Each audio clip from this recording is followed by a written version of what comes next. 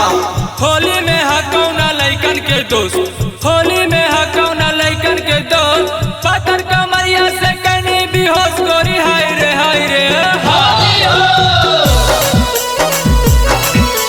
Music by DJ Sarfaraz.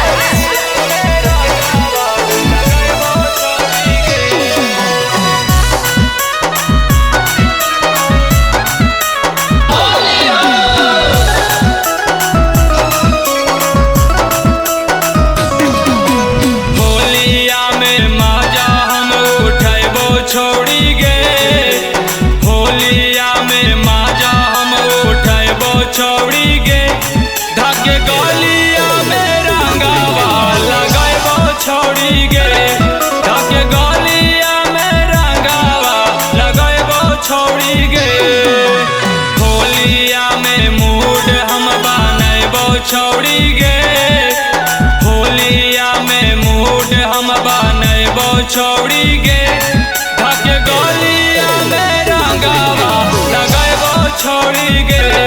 धाके गलिया में रंगावा लगैबो छोड़ी गे। डाल दिहले जादो जी जोरा नामा है, चढ़ते फागुन के महीनावा, फागुन के महीनावा, चढ़ते फागुन के महीनावा, फागुन के महीनावा, चढ़ते फागुन के महीनावा, डाल दिहले जादो जी जोरा नामा है,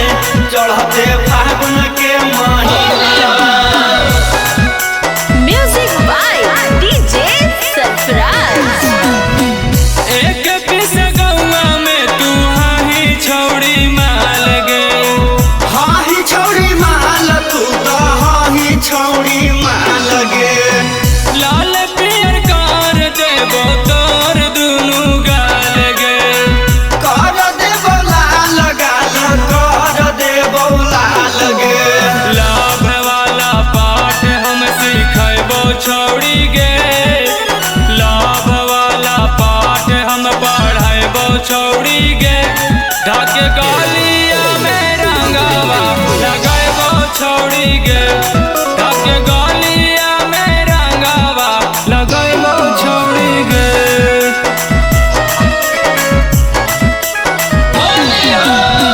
हमर पिचकारी के रंग टाप टाप चुआ हो,